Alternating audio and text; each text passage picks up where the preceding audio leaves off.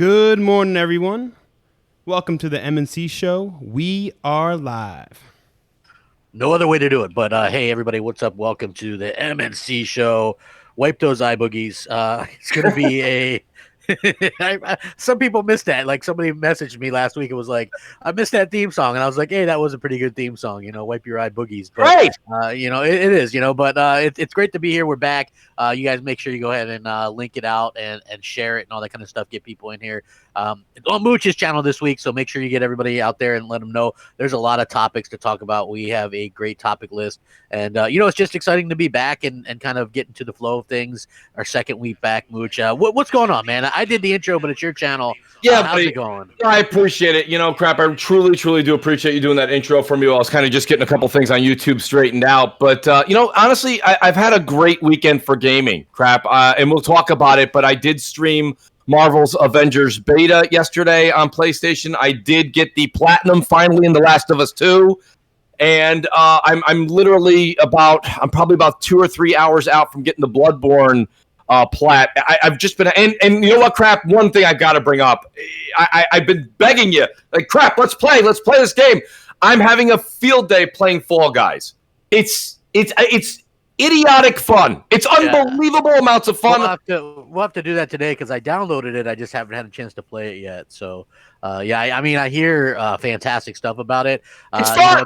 The funny thing is if I ever go, oh man, this is a fun game. Right. People will be like, but you don't like those type of games. You know what I mean? You can't have fun with that. Yeah, that's the type of reaction that I usually get from things, not understanding that, it's not that I don't like those type of games. It's just that there's more to gaming than those type of games. That's the icing on the cake because you play Last of Us 2, you play Ghost of Tsushima, you play Iron Man, and then you got the multi-plats Avengers and all this kind of stuff. That's and then right. The icing on the cake is these type of games, and I've always looked at it that way. But whereas on the Xbox side, those are more of this is all you get lately. You know what I mean? So that's I think the biggest difference. Like I like some AA games, I like some of the indie games, I like stuff like that. Crap, that's a great point you just made. Yeah, it's like, you get a little bit of everything, and I'm fine with that because I think that those have a place, just like the 360 era, right? Like, the thing that I like best about the 360 era was you got all the big AAA, everything. In fact, everything was pretty much damn AAA. It was great. You got a good amount of AA stuff, right? It was like, your smaller AA stuff. But the only indies you got was stuff that was the best of the best because it had to be approved, right? We had like the Summer of Arcade and Xbox Live Arcade. It was like only the best stuff got approved for that, right? Now it's like me and you and Nova could sit there and create a little crappy game, and here it is on Xbox Live, throwing Game Pass. Exactly. Like, dude, Soda Drinker Pro is a thing. You don't believe me? Look it up. It's like one of the worst games ever, and it's literally on Xbox Live. So it's like, and it's not just an Xbox problem. We've been inundated with this terrible quality of indie games, and I have a bunch of them. Like they just give them to you, right? Like, and you download them. They do just give them to you. And you're like, oh, well, here you go. And I'm like, thanks. And then I look at it and I'm like, okay, I don't even know what this is. And I'm not sure I want to know what it is. But yeah, so it's interesting to say the least. But it's, very exciting to be back and do the show and stuff like that. And again, props to that developer, like Mooch. We can kind of call the hot ones when you see it, right? Because I remember Soccer Cars, or what is that? What's the real name of that damn thing? You mean Soccer Cars' real name? Yeah, what? Rocket League. Yeah. Okay, so Rocket League. Okay, so Rocket League, right? Like that game, took off by storm, right? Yes, and that was something that we kind of made fun of, and then we played it, and we were like, "Whoa!" I can remember playing it with, or no, I wasn't invited to the Major Nelson. But you guys were doing that, and that it was a lot of fun, and we played it. It's a fun game. The way that they use the physics engine to kind of get that real feel to it, where you're an RC car and you're hitting that soccer ball. It's very similar to that fun, that easy. That's what I call it. It's just that fun, easy pick up the controller play that Fall Guys has. It's of course different. There is one of the games that's like Soccer Cars where you are on a team of whatever you are, that little jelly creation that they have there, and you're hitting the soccer ball on the either side that you have to score on. It's one of the mini games, but it's a ton of fun. And I'll be honest with you, it's addictive. It really is. Yeah. I want to say shout out to Basement Radio Arcade Podcast. He says, Mooch, Warzone! And shout out to Rated D Demonic. I see him down here. He says, the super chat's working, people. Hit that button. I appreciate that, Rated D. Hey, you only play Warzone on PC, though, right? So I do, and crap, it's just because, I'll be honest with you, I'm a big fan of, there's a big debate right now, right, crap, about 60 frames being next generation. Yeah. That's what it needs to be. Listen, I'm all in favor of that. I really am. But it's funny when it comes to like shooters like Call of Duty, especially Warzone, I really enjoy that at these 120 plus frames. It's so smooth. It's so unbelievable. Do I need 120 frames for like, let's say we're going to get into that as well today. What is it there? Horizon Zero Dawn? Not really. 60 frames, 90 frames, that's pretty good for that. But I mean, 120, 140 frames when you're playing something as Twitch shooter, as much as a Call of Duty is crap, it is a difference. Then when you go to 60 frames on Xbox One X or even PS4, it does feel a bit sluggish. So that might be a me problem.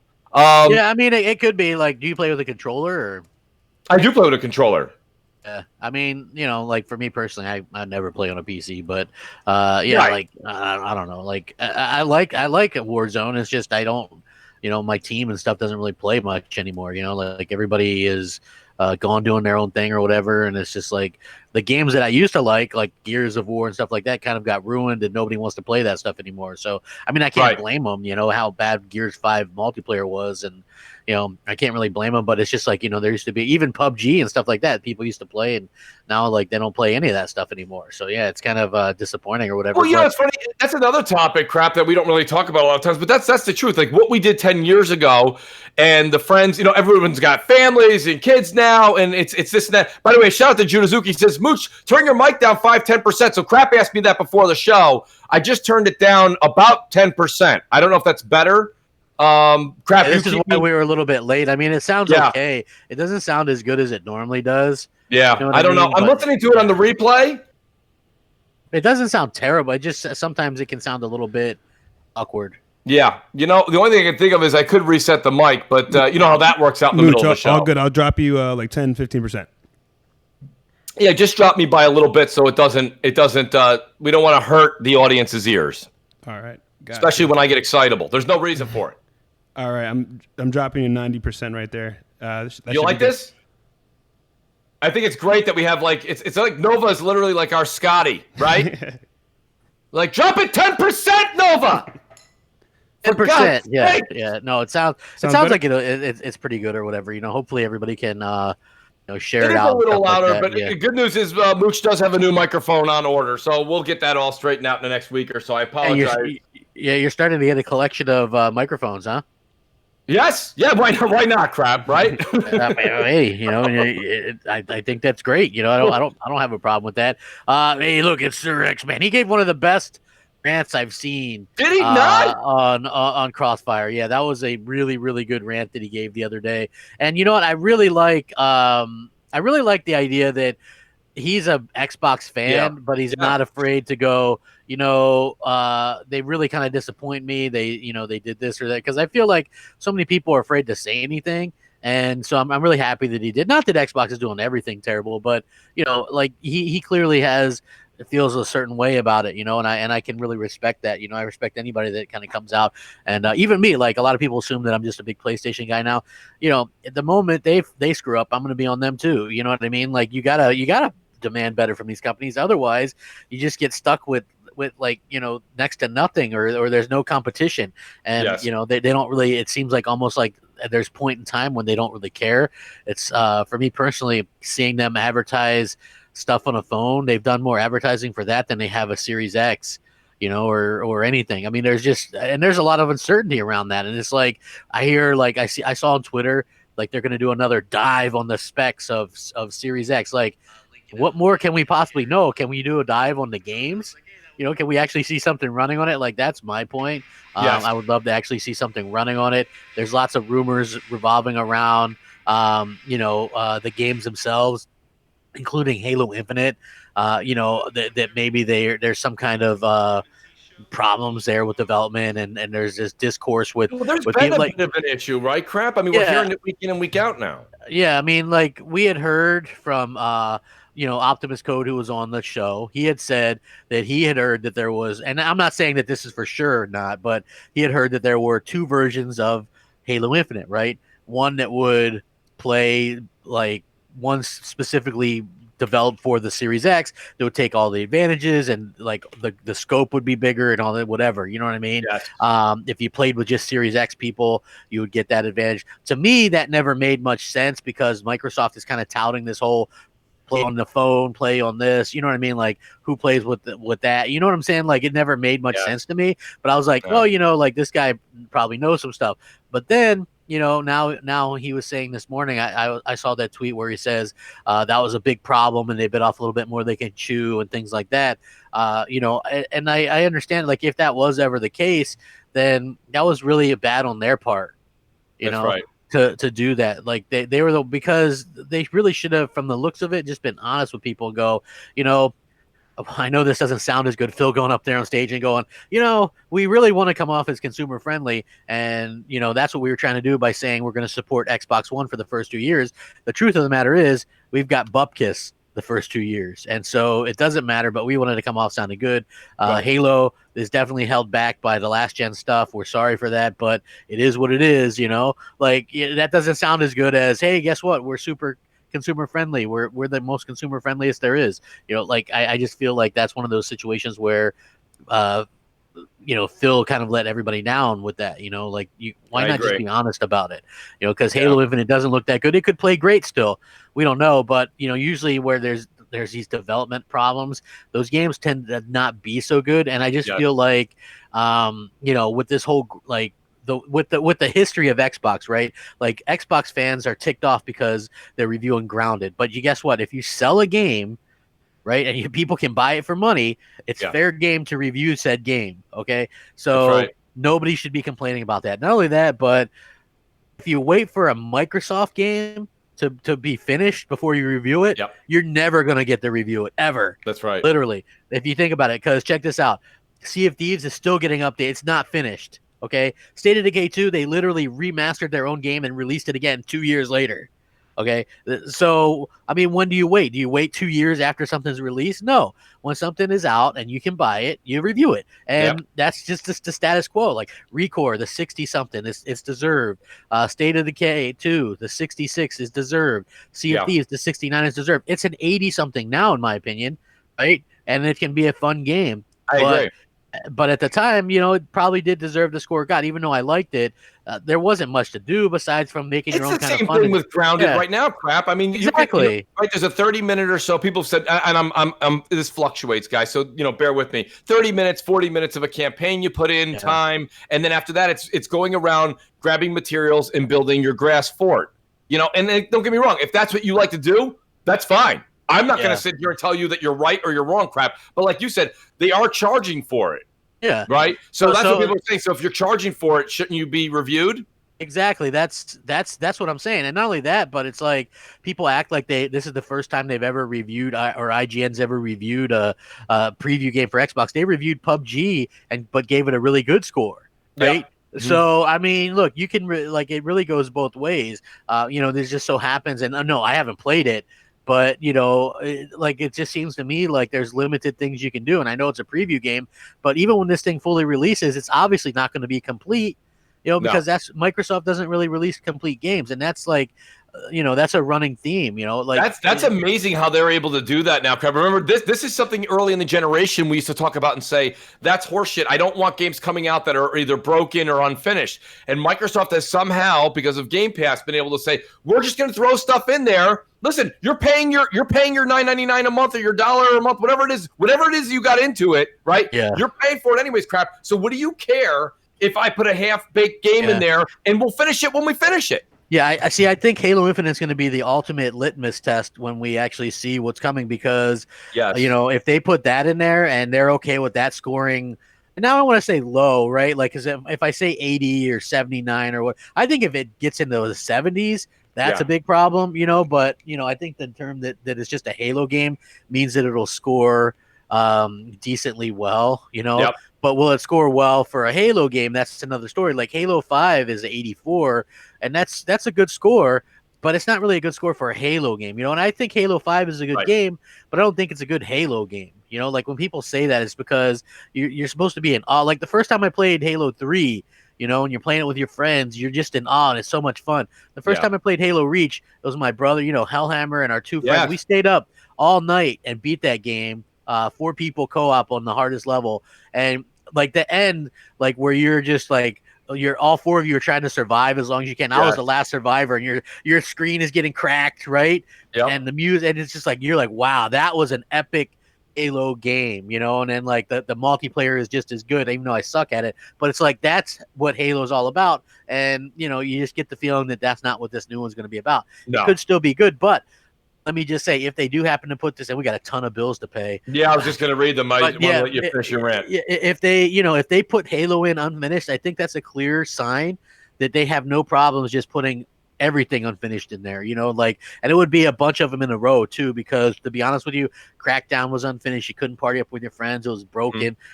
State of Decay 2, Sea of Thieves, Bleeding Edge. State of Decay 2, we tried to play. We played actually with the Ash and Luca, and we did it all day. The first time we played. Yeah, it was bad. You couldn't. Not only that, but it's just like the way it's set up. When you have a game, right? Like, I should be able to join your game and advance my story or whatever. There's not a story in that. Like, in the first one, there was story chapters and stuff like that. Like, I could see where they could do the co-op, and that's what I was hoping for, right? Like, I can join your game, help you out, and still progress my stuff. But it's not like that. It's like you can't even take anything back unless it's stuff in the rucksack or whatever, and it's tethered as well. So you have to kind of stay close to the host, and we spawn in. You go out, you do a mission, and your bag fills up in like 8 seconds. Or somebody's like, Jimmy's peeing in the Cheerios again. Somebody put a rusty nail in our apple tree. Get back. Mine is 4 food. Yeah, it was like, and there's not really a story to it. Like, so somebody tell the sheriffs to stop eating our rations. Do you want to kick them out? Then you go back and talk to the sheriff. Can you do a mission? He's like, I'm tired. What do you mean you're tired? It's a video game. You're a sheriff. Exactly. So, I just found that to be kind of ironic. But go ahead and let's pay some. Let's do it. Yeah. Shout out to Cool Hand Cruz. He says, shout out to M&C. What do you guys think of this new AA game Fall Guys that just dropped this week? We were just talking about that, Cool Hand. I've been trying to bait and lure crap into playing it. It's just unbelievable fun, and I can't stress enough how, like I said, is it something I would plan my entire evening around? Not really. But what it is that, like, for example, I got done playing 2.5 hours of Marvel's Avengers beta. I said, okay, I just got done playing The Last of Us 2. What do I really want to play right now? Well, I don't want to dive in. It's 12 o'clock at night. Let me just have something that's fun. Pick up the controller. You play it for like 5-10 minutes. I literally came in second place in both times. Like, literally, there's the one crap where you have to do this one level, if you will. And at the end of the course, you have to jump up and I believe hit R2 to grab the crown. Well, I jumped up, I hit R2, I missed the crown. I was in first. I went from first to last. It was terrible. But guess what? It made me want to play the game again. So shout out to Cool Hand Cruz. It is a fantastic game. Hey, it's free on PS Plus. Why not? This is a question crap from Sin Vendetta, the great Sin Vendetta, by the way. And I really want Crap to kind of get his 2 cents on this. He says, Mooch and Crap, at this point, who do you both think will reveal price first, Xbox or PlayStation? What do you think, Crap? I think it depends, because I think PlayStation, there's the rumor is that they're going to do something on the 20th of this month. And I think that's when they're going to announce the pre-orders and the price and that kind of stuff. Right. So it really depends on what Xbox's plan is, either before or after that. I always felt like it's kind of stupid. This whole kind of chess match or whatever. It's like getting old, Crap. It is getting old. People are kind of tired of it, and just get your stuff out there. I feel like it's more important to announce your stuff. Like if Sony would have just announced, they would have had if they would have announced it at their PS5 event or something, they would have had a month or more of people just only pre-ordering their thing.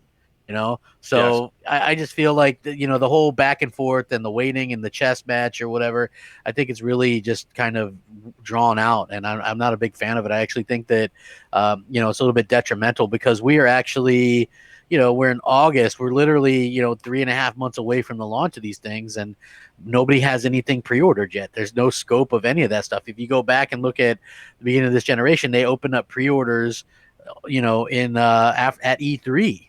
and I just feel like we're way past that point, and I hope that they, finalize the games too, the lineup. Like, we don't know what's coming aside from Spider-Man and supposedly Halo, which, it wouldn't surprise me at all if that thing was delayed. Just to be completely honest with you, it wouldn't shock me if they delayed it. I just really think that I don't care what they think you cannot put your flagship franchise out in a state of disarray, unfinished, in my opinion. So I agree. I just really feel what about prices though, Crap? What are you thinking about prices? I think $499 for the PS5 base and $399 for the digital, and then I think $499 for Xbox Series X, and then whatever. I mean, there's been rumors that the quote unquote Lockhart. To be honest with you, I could not tell you who would be interested in a Lockhart. That thing sounds like the most bare bones, like they're selling it to you in egg cartons or something. I don't know. It doesn't sound appealing. Now there's rumors. Jeff Grubb was given rumors saying that maybe they'll sell a version without a controller. It doesn't have a disc drive. Like, how is that cheaper? I get, like, if you're pretty soon it's not going to even come in a box. Yeah, it's not that, pretty soon it's just going to be imaginary thing. Here's Xbox Lockhart, it's in your mind. Like, I don't understand it. Okay, like, so you're trying to cut costs. I get that, but aren't you just having somebody, like, you don't want people to upgrade. They're not really pushing people to upgrade now as it is. Right. Now, like, a Lockhart without a controller would specifically be for people that already have controllers. That's right. That means you already have an Xbox console that already plays the games that are coming out this fall. Yeah. So, like, why are you upgrading it all? I get that the GPU's better, or pardon me, the CPU's better, and you're going to get the frames. I get all of that. I really, really do. But I still have a hard time understanding if the console you own now plays the 3 to 4 games that Microsoft's going to have for you at launch that are what we'll call next gen stepping stones. I don't know if you necessarily need to go, because here's my thing: if the Xbox Series X is $499 and you have an Xbox One S is in Sam, okay? If they give you even $150 or $125, okay, that's going to bring that down somewhere in the vicinity of like $375. $400, right? Depending, maybe they'll give you $100. I don't know what the trade-in's going to be, but hear me out. Let's say you're at $375 for an Xbox Series X after your $125 trade-in for your S. Okay. My point being is, why would you go spend $300 or $350 on a Lockhart that's wicked, just like inferior to the Series X? If you're in that mode to upgrade, just go trade it. Because like you said, if they have a console out there that they're going to launch with no controller, that means you already have an Xbox at home. Trade in the Xbox that you have. And the Great Gaming Forte is in the chat right now. He says, Mooch, we won't start pre-orders until September at least. That's what he's thinking. And let me tell you something. Forte has his ear to the ground. I do want to say, shout out to Lucifer. He says, Mooch, big fan. Keep up the great work. He goes, crap. Well, keep trying, bud. You'll get it someday. Let's go Steelers. Well, he's a Steelers fan, so he's got to give you some shit. Shout out to Lucifer. I mean, I guess that is what it is. But, listen, like September, that's pretty far away. Like, sure still, it is. I don't agree with that at all. Like, and I read that one article from Jeff Grubb. Shout out to that guy again. He was saying that he said they don't really know the price. He says they know what it cost them to build, but they don't know the price yet, or they're probably still fooling around with how much they're willing to lose on these things. But, I saw some people go, well, I'm interested in Lockhart. Like, there were some people saying if the Lockhart specs were real, that thing's a 720 to 1080p machine. Okay, so if you're, people are saying, like, here's the thing. How, like, I always question this because everybody's like, well, ray tracing is the next thing, and this is the thing, and, frame rates is the thing. Like, people are saying that the PS5 can't do ray tracing and can't do frames. What the hell is a Lockhart going to do, right? Like, I'll be real with you. I think the PS5 is going to do a lot of games at 1440 using DLSS. Like, we were talking about that on Crossfire, right? Which basically, like, the machine learning and stuff like that, which allows, like, a 1440 image to actually look better than a native 4K image, and you're able to, take strain off of the GPU, CPU, all that kind of stuff. So you're able to do, like, for my instance, I think that Spider-Man is going to be have a 1440p mode that's going to look great, but be at 60 frames with ray tracing and all that kind of stuff as well. Like, and that's why I said, like, the whole resolution stuff that a lot of Xbox fans are hoping for, like this big difference, is really moot. Like, it's not going to be a 1080 versus 720 because the picture quality and all that stuff we're so past that kind of stuff. You know what I mean? So I just feel like that's going to be the case, and that's going to put Lockhart in a very strange position. And I also ask you a question here, and this is all based off of rumor from that gentleman that was on. I can't remember if he was on Kind of Funny. He used to work for Game Informer, I believe. I'm on Con, right? And he said that with Sony kind of dipping their hands in everybody's dough, if you will, right? In this case, they're going to have some exclusive deals with a lot of third party. That also adds to your point you just said. So now if third-party deals are being done with Sony, and maybe they're not on a grand scale, maybe it's not about getting an extra character, or it's not about an extra skin, but they just have marketing rights, this and that. They're probably not going to make anything stronger or look better on the Xbox Series X. It's going to be equal, even if it could push out a little bit more with that power. My point, we said this since the beginning of this, since the middle of this generation, going into this next generation, these consoles are very close in power. They're very close. If one's going to do 1440p 60, the other one's going to do 1440p 60. If the developers choose to go 4K 30, they're both going to be 4K 30. It doesn't mean that they're not going to give an option for a 4K 30 and a 1440p 60. That may be on the table, but they'll both have it. And maybe like this. Wait, right? You know what I'm saying? Crap. The only game that really utilized the X was Red Dead Redemption 2 that I felt. I mean, there's other games that did, but to the extent I thought Gears 5 looked really good, but it was like it looked bad in some spots too. It did. It had its pros and cons. Yeah, like for me personally, anyway, it was just, I always felt like there was very few games, especially from Microsoft themselves. It was poorly supported with the first party, but like the third party, some did. Red Dead 2 being one that really took advantage of it. But you have to wonder what's going to happen with the next generation and how that's could possibly hold it back and things like that. So I mean, those are real concerns. Yeah, and and people that think that that's going to sell well. I don't know. Like, is there really a big market like for a console with no disc drive and no controller? Listen, the SAD is already discontinued. The Xbox One S, like at the end of the day, there's 41 million Xbox One sold. That's literally really nothing sold well. So, I point this out again because it's not that I'm an Xbox hater, but I'm a little bit more of a realist because everybody's like, they're going to have the highest powered console, the least expensive console, Game Pass, game gifting, game sharing, play anywhere, xCloud. And I'm like looking around, I'm like, they've had all of these things the last 3 years. With the exception of Game Pass, which I think is only 2.5 years old. But they've literally had all this other stuff, the most powerful console, the cheapest console, Game Pass, game sharing, play anywhere, xCloud for the last year or whatever, and it hasn't helped them one iota.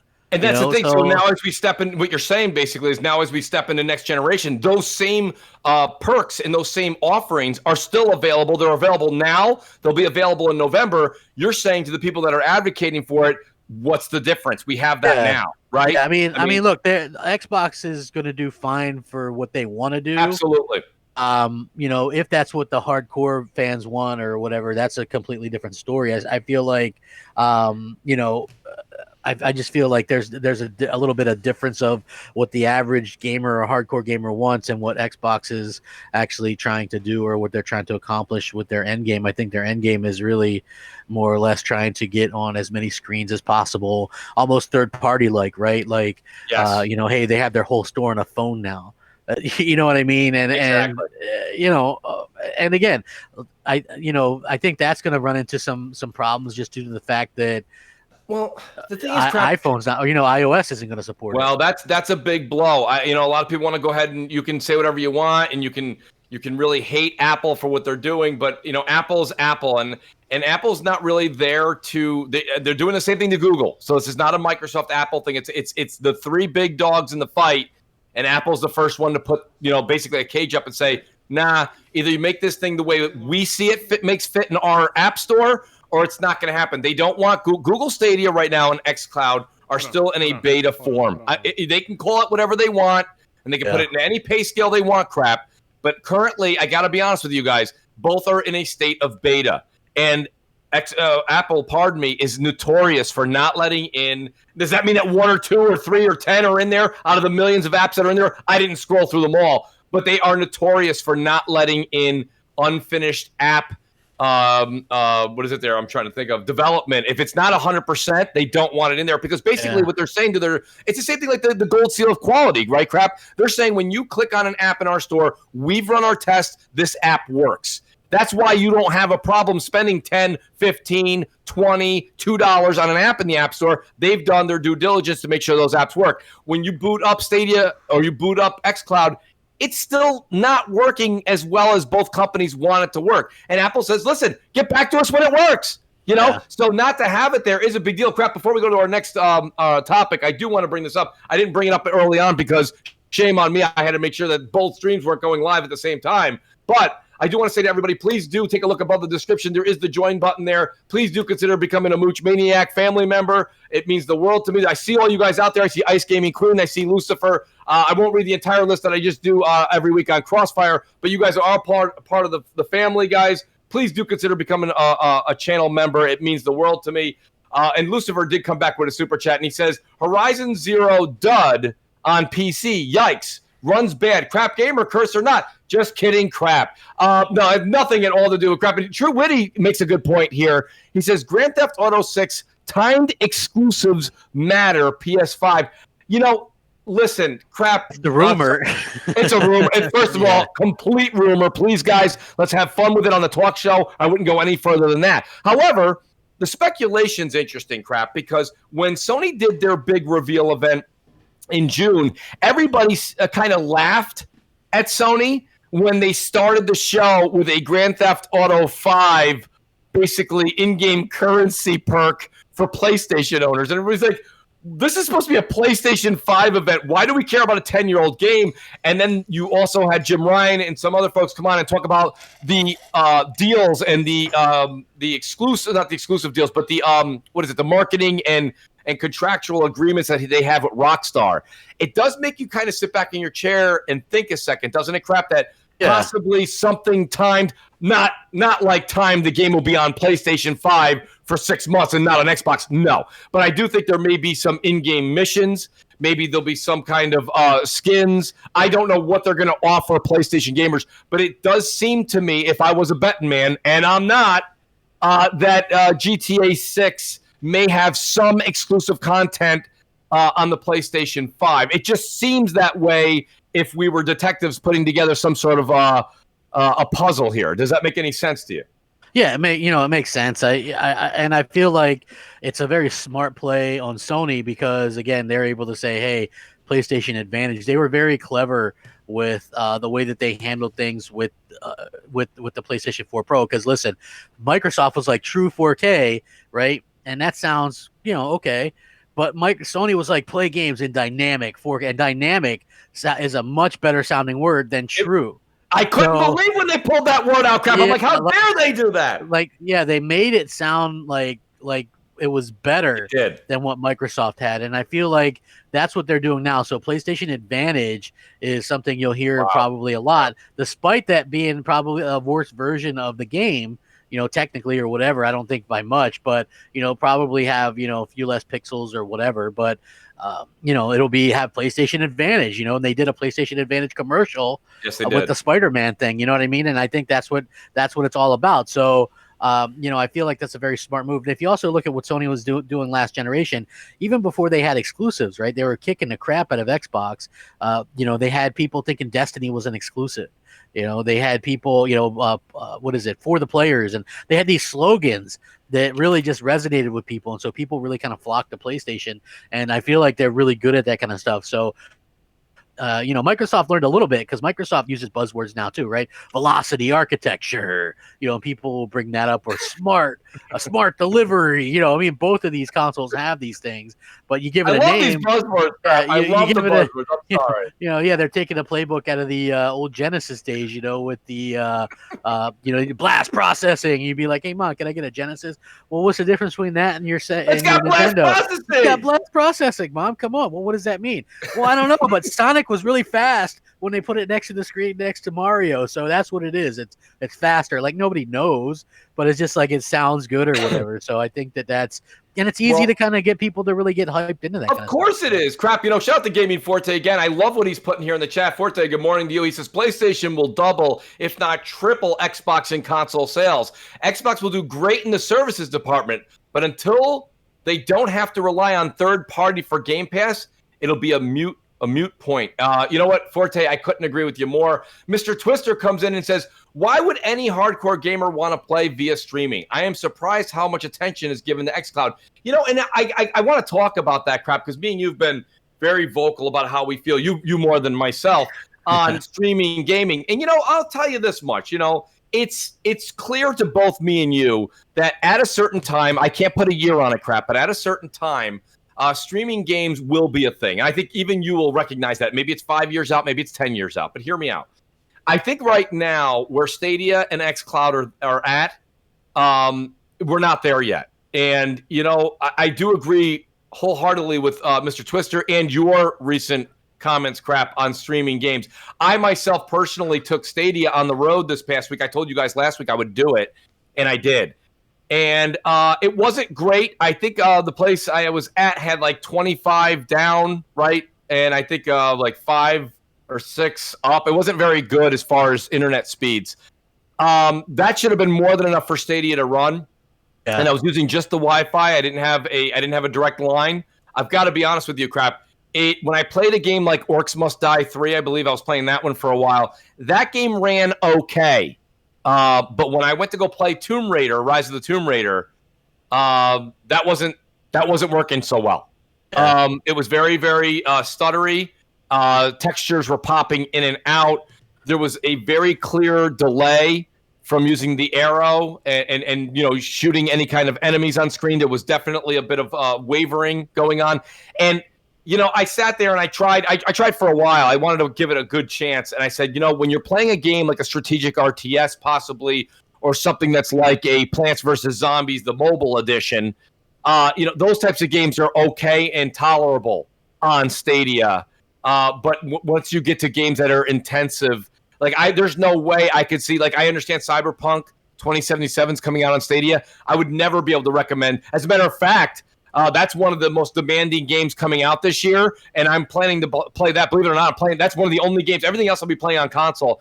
Cyberpunk, since it's going to be a single-player game anyways, I'm playing that one on PC because I think that game's going to need all, it's just going to go back to our Scotty reference. I'm going to need all the power you can give me. Crap, yeah. That game's going to need a lot of power. I think this game's going to have a lot of problems at launch. I get a lot of hate for this, but I'm not interested in that game. First-person RPG. I'm not tremendously over the top myself. The Witcher was fine, but I'm like you. I never even finished it. I put 60, 70 hours in it, but I was still not even close to finishing it. So I was just like, I move on to other stuff. It was like the achievements were few and far between. Right. And, I was having a hard time. I think the setting, I think it's a great game, but I think the setting is a little boring for me, and the whole, I don't know. I can still remember as far as I was into it, which was probably, I don't know, Hellhammer, who's beat that game 4 times, said I was less than halfway through, and I've only used 1 potion, and he was like, well, that's why you're probably not having a lot of fun with the game. So I was like, what's a health potion? He's like, well, it's called this swallow potion. I'm like, well, why not just call it a health potion? You know what I mean? Why are you confusing me for no good reason?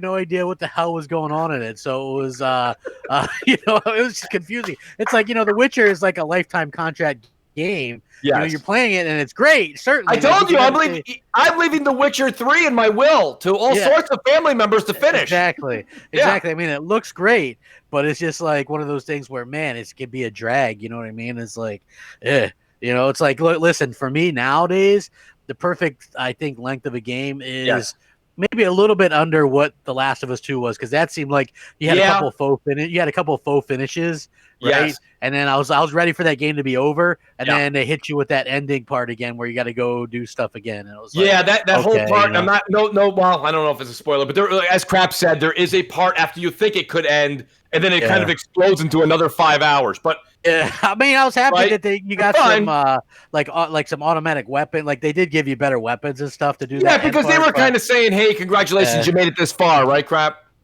Yeah, You know, it's Nine Live says Crap Gamer has been saying Xbox is doomed for years. Not exactly. I think Xbox is fine. Look, they're making money. That's all they care about. I just think that it's doomed from the perspective of hardcore gamers and getting what you kind of want from that. Like, well, that's a good point, Crap. and again, I think that I think that that'll be fine. And if you're happy with what they've been giving you for the last 3.5, 4 years, then you'll be extremely happy with what they're doing. And I think 2024 is going to be extremely good years for Xbox. I think that's when it'll be worth owning Absolutely. that console. Like I could sit there and lie and say you should go out and buy one day one when there's absolutely no reason to own one day one. Right. But I think 2023, 2024, when stuff like Avowed and Hellblade 2, when those games start to come out, Everwild, these games, Forza. State of Decay 3, if that's your bag, I think that game is probably the furthest out there. It's only in pre-production, but yeah. So I think when those games start hitting in 2023, 2024, that'll be a heck of a time to own an Xbox. I'm not saying that it's bad or it's doomed at all. I'm saying the first couple years haven't been really well thought out at all. That's the problem, Crap. And when it comes down to it, is that another 2 years until those games come out, 3 years. The amount of mind share that Sony has going into the PS5 this upcoming November, we're already seeing they've ramped up their production. They're going up to 10 million units. And I was actually, shout out to Dark Optimus, aka Dark Goldblum, who's on Crossfire every once and again. We were streaming Marvel's Avengers yesterday, and he said that he's out. He works. You guys may or may not know this. He works out in the Hollywood part of the world, and he has people he talks to, and he's got a good track record when he's told me things. And he said basically, I'm telling you right now, he goes, even with Sony ramping up Crap, he says it's going to be the word on the street is it's going to be extremely difficult to get your hands on a PS5 this upcoming fall. So yeah, I mean they doubled production. They doubled production from 5 million to 10 million to get ready. Don't take it for granted, Crap. No, I know. Look, as soon as they make it open, I'm gonna get down. There's a GameStop locally, and I want to do it that way so I can go pick it up. Absolutely. I'm going to GameStop. I always do. I can remember like Amazon is a little bit iffy lately, and with stuff that's going on. When Amazon sent you your console, it looks like Ace Ventura sent it. You remember in the beginning of the movie? He's kicking it around. He throws it down the hall. He boots it. Because I can remember. Remember, we gave away on M&C an Xbox One X. Remember? Yes. Yeah. We gave one away. So that was different. I got that one from Amazon, and the one that I got was from the Microsoft store. I got the Microsoft store one early in the morning. The Amazon one didn't come till late at night, and the box is kind of dinged up. The only thing you're going to get now in a giveaway this upcoming fall is an IOU. I don't think anybody can get anybody a gift for a PlayStation 5. I agree. I think it's going to be interesting to see that. Listen, like I said, Smokes, I think Xbox will be fine in 2023, 2024. Like that's just how I feel about it. Like if somebody can legitimately look at what Microsoft has to offer, what they showed, right? First of all, the evidence backs up exactly what I'm saying. The games that they showed, Forza, Avowed, Everwild, Hellblade 2, State of Decay 3, all those games said Xbox Series X and PC. That's right. Meaning that they have to come after the quote-unquote couple of years that they're still going to support the Xbox One. So that's at least holiday 2022 into 2023. So it just makes sense to me that those games aren't going to come out. And not only that, but it's like, what else could there be? You're going to get smaller stuff, right? Like the Tell Me Whys or the Gears Tactics or the flight simulators. And I see people really trying hard to push those things. But the sad fact of the matter is, I don't think a tactical SOCOM type game or XCOM type game works well on console. That's why there's low priority for it to come on the console. And I don't think a flight simulator game that requires at least 50 megabytes down to get the high level of detail that they're touting because it's cloud power. I don't think that's going to be huge on console either. I just feel like those are PC things. And that just goes to show that Microsoft is really all about trying to smooth things over with PC gamers because, believe it or not, they're probably making more money off sales on Steam for their games than they are off of Xbox for their games or Windows because, most people are in that whole wait for it on, play it on Game Pass thing. And, you can buy a pack of gum and get Game Pass for a month. Right. So and then you see Steam and people are actually buying their games and they're probably loving that, to be honest with you. So I would try to sell them games as well. That's definitely what they're trying to do. We got a couple super chats here. I am LMNOP says, I just got a Domino's pizza smart delivered. Crap. I thought you'd like that one. Oh, hell yeah. Yes, right. A smart delivery Domino's is always better. True Witty says, streaming is only a thing if we allow it to be. That's interesting. That's kind of like the Matrix talk. Shout out to the great Sin Mendetti says, crap, just curious. Is Godfall something you may be interested in playing? I could answer that for Crap, but Crap, please go ahead. You know what? It looked interesting the last time I saw it. I'm not saying like graphically it looks amazing. I'm just saying it looked amazing. Like, the whole co-op thing, like if it's because everybody tries to compare it to everything the Souls game. People even tried to compare, Ghost of Tsushima to that, and it's not at all. It's like it wasn't at all. You know what I mean? Like I can remember I thought Sekiro looked good, but people were like, "Oh, it's harder than the Souls games." Well, I'm out at that point. You know what I mean? So like for me, if it's just a game that's hack and slash, how's that Souls? First of all, the thing that I just like about this. Oh, go ahead, Crap. Go ahead, finish. I was gonna say the thing that I don't really like about the Souls games is, you have to literally backtrack a lot of the time and lose your stuff and progress for hours if you get killed. Right? Like that's super unappealing to me, right? Like, challenging combat or whatever if you're playing with friends, and I don't know. Then I have no problem with that. I kind of liked Godfall, and the only thing that I was saying, and I got some shit for it, was I said it does have there's a bit of a Souls-like feeling, and people go, well, Mooch, where are you coming up with that? There's the whole center part there where you're hacking and slashing with about 5-6 enemies. Yes, that's not the Souls, but if you saw the other part, if you watch the video again, the boss fights, it's you versus one monstrous enemy, and that's it's a hit, and it's a it's a dodge and hit and heal hit after hit, and that's Souls. So there's Souls elements. Is it a Souls game? No. Is it Souls elements in there? It's in there. So my point being is this. I tried to look at it in a different way. Let me try to explain this to the audience real quick, and then I'll take care of the super chats that remain. Crap, when I said that I'm looking forward to something like Godfall, when I look back at 2013 and I look at what we had on the PlayStation side, we had Killzone, Knack, and Resogun. Okay. When I looked at the Xbox, we had Rise. What is it there? Help me here. Dead Rising 3. Yeah. And I can't remember. There was Forza Motorsport 5, Killer Instinct.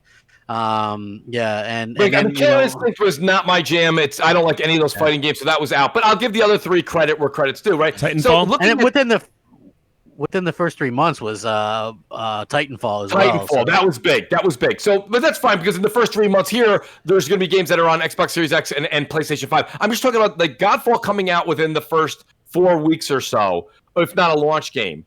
That game to me, I think looks fun. Like I think that combined with like Miles Morales, possibly a Ratchet and Clank in January or so, February they're saying possibly. Like those are like startup games that are way better to me than Knack and Resogun. Yeah. So for an Xbox One. Yeah. Right. So for me personally to see that, I was kind of like, okay, this is a game I don't mind to buy when I pull my new console out of the box.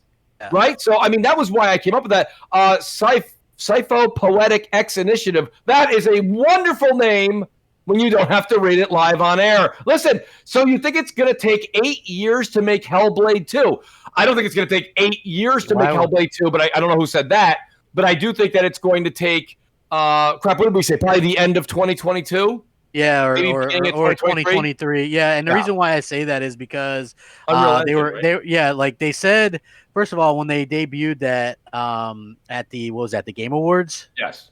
Okay, so they debuted that, and that was the equivalent of in-engine, which is like the equivalent of they render some CGI in the engine or whatever. So, and I think the game will look great, but they're like, okay, we're in early production. Well, it turns out that was like pre-production.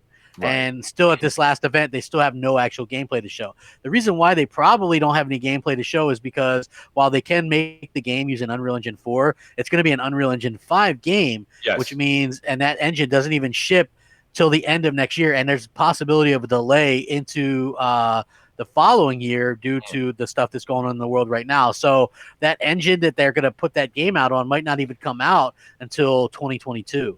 So you know what I'm saying? And that's what I think, again, it's not a huge studio. They have 40 people working on that game. Okay. Agreed. Like Ninja Theory is a studio that's working on multiple projects. So it's like 2-3 games that they're working on at a time. So it would be a different story if they had 100 people working on this game, but you have 40 people working on this game. Right. And it's an Unreal Engine 5 game, which might even not even ship until 2022. So yeah, I think late 2022, early 2023. So again, it falls out that 2-year buffer zone. If Halo launches in November of 2020, you have nothing coming between that point and November of 2022, the 2-year buffer zone. What is scheduled to come out? Yes, again, that doesn't mean they'll have no games, right? It's like they haven't had we're literally in month 11 of a 14-month drought of AAAs, but it doesn't mean there hasn't been any games. Of course, they had Ori. They'll have Battletoads. The Tell Me Why's. Well, Battletoads comes out before the launch of the Xbox Series X. Yeah, exactly. Well, it comes out this month, dude. They stealth. I think it comes out the 20th or something. They're just like, hey, we're not going to talk about this game. That's some stealth drop. Yeah. I just think that they don't. What else can you do? It's going to be an arcadey type game, right? It could be. I don't expect anything great, but it could be something that's core, 70s or something. You know what I mean? It just, like Phil Power Master says, grounded. Like you guys got Grounded. The Tell Me Why. You'll probably get Gears Tactics and Flight Simulator on console at some point. Right. Yes. That's just how it is. That's their poor planning or whatever. So, like, if they had something that was coming sooner, they would have likely shown it to get people excited or whatever. But they did they showed what they had. Like, I thought Avowed was cool. Fable, that's going to be great. But that stuff is 2023 or later. I think that's what you've been saying, Crap. So no one said 8 years for that. I do want to say shout out to the wise old gamer. He says Sony CEO said PlayStation is for hardcore and is treating it as such. Xbox said they want all players, not hardcore, but first console buyers are always hardcore. That is true. You do typically get the hardcore gamers to go out there day one, wait in line, all the work to get the pre-order right, Crap. That's all the hardcore. My friends that play NBA 2K and my friends that play Call of Duty, they are not going to be rushing or barreling through any crowd to be getting a console when it first comes out. Lucifer says, Mooch, you're waiting for custom Xbox Series X. I know you're a big fan of those consoles. Think they can make a killing with custom consoles. I think both companies can make an absolute killing. Just go to Xbox Pope, get his design. Yeah, look at the Pope. Shout out to Xbox Pope. His designs are much better than in fact, his PlayStation designs make it to actual sites and stuff. You know what I mean? So yes, supposedly, maybe that's what one of the design factors of PlayStation 5 was, because it looks like those panels are really easy to interchange, right? So it's just paint up a panel or whatever. I think that's pretty cool. So I actually really like the design of the PlayStation 5. I think it looks really futuristic. Well, the other thing I like with PlayStation, and this is rumored, but we saw pictures of it in one of the manufacturing labs. They showed that the panels, Crap, those white panels pop off. Yeah, that's what I'm saying. Well, that's a big deal, right? If all of a sudden, if the core unit of the actual PlayStation is that part in the middle there that has the blue resonating glow off of it, that's the actual meat and potatoes. And then all of a sudden, you can pop that white off and you can put on the black one with great Spider-Man designs. I like that myself personally. I don't mind the white one, but if I have an option to get a black one, I would, because I just like that better in my entertainment center. I think it looks better. Controller, I also prefer to be darker. I don't like but I mean, don't get me wrong. I like the futuristic look that they're going with. I like the sleek design. I wouldn't mind if it came in other options. But if it has that option to pop the panels off, Crap, that's like the 360 faceplate. Remember that back in the day? Yeah, well, everybody was into faceplates back then, Well, now it's the whole thing. It's the whole console. You pop off, put a new skin on. I think that would actually work out well for them. I like the idea behind it, and listen, I think that like I think like Microsoft design was fine. Like I don't have anything against the Series X design. It's just like the only thing I would say about it is it's it's like uninspiring. Right. I guess that would be the best word to kind of put towards it. Yeah, it's a little bit uninspiring to say the least. So I don't know. It's just one of those things. Yeah, I want to say shout out to Failed Pyromancer. Failed Pyromancer, honestly, true. Thank you so much from the bottom of my heart for becoming a Mooch Maniac. Welcome to the family, buddy. I truly appreciate that. He's always been here. Another great guy that literally he's got his views, and I got to be honest with you. Yeah. He's always been great about sharing them. So, Phil Pyromancer, thank you so much for joining the channel. And hey, welcome to the channel where, middle-aged men don't ban you in the chat for saying you're not a huge Xbox fan. No, listen, so, you know what? You don't have to. That's the thing. I think that it's fun to speak your mind. I think it's fun to be able to put your opinion out there, right? You don't have to agree. You don't have to agree with me and crap, or you don't have to agree with me. I wouldn't even speak for crap. I'll speak for myself or Nova. Like the fact that you say, hey, Mooch, you know what? I don't agree with you. Let me tell you why you're wrong. I like that. I really do. Because you know what? That gives me a thinking point. Maybe I got to go back to the drawing board. Exactly. And the minute you close off yourself to other people's opinions and thoughts is the minute that you really just turn into an asshole. Because you know what I mean? If you're not willing to listen to hear people out. Yeah, you got to. I hate that type of mindset where, hey, I think Xbox could do this, and this better. And, while I like this, like what's coming up for the next 2 years, and then people are just right away mute you or block you or ban you from a chat or whatever. That's pretty ridiculous in my opinion. I much prefer, just open minded. Like even if you don't agree with me, it's fine. Yeah, no, that's the thing. I think open, and I even put that in one of my latest reviews videos that I did. Was I said the same thing. I said, guys, with great discussion comes endless possibilities, and that's what's great about this. You know what I mean? Like when I was a huge Xbox fanboy, right? It was like anybody that had a different opinion, just block. Remember, block them all. Got to block them all. Remember that? Of course. And you know what? That was wrong. That was wrong on my part. I really think that it's about having open discussion with everybody. And shout out to the wise old gamer. He says, Mooch, how do I become a member? If you look down above the description, wise old gamer, you'll see the join button. You can click the right next join. Subscribe next to the subscribe button. Yeah. Right next to the subscribe button. So wise old man, if you are considering to do that, I appreciate it so much. Thank you so much for that. Hey, Mooch, you know what I wanted to talk about a little bit was Xbox Live Gold. This was this was a very interesting topic. And I felt like it's deserving of a little bit of talk because you were steadfast in saying, this stuff is not going to be free. Right. You were like, hey, this. I'm a numbers guy, crap. Free. You know that. Yeah. And and I felt like, for me personally, I felt like at the very least they would make it free to play. Like that. Oh, I still think that's on the horizon. I think the free to play games like Fortnite, Apex Legends, crap. That may still get dropped. Halo. But I don't think they're going to drop the gold because, it's $3 billion with a B. Like, that's a lot for even if you're $1 trillion company, the trillions love the billions. The trillions can let go of the millions, but the trillions don't want to let go of the billions. Do you know what I'm saying? Yeah, I know what you're saying because if you think about it, okay, it never really made much sense to completely do that. When you look at their earnings reports, they make a lot of money off of off of Xbox Live and the transactions and things like that from those games. So this is exactly what they had to say because a lot of people are like, because everybody wants to act like they left the door open to change this really sooner. They're just holding out for this August event to announce it. Well, first of all, if you look at Microsoft's history, they say they don't respond to speculation or rumor, right? Like 99% of the time, that's what they'll say. Okay. The fact that they responded and they said, this was their response. We have no plans to discontinue Xbox Live Gold at this time. It is an important part of gaming on Xbox today and will continue to be in the future. That's pretty clear cut to me. Honestly, I don't see how that could be construed as anything different. I really think that they could possibly want to roll it all into one, but they're probably, how do you do that? There's probably 25 million paying gold subscribers, and there's only 10 million. And the gold subscribers are paying, you sometimes get a deal for $40 on the year, but never $1. No, never $1. Like with Game Pass. So, there's clearly some differences there.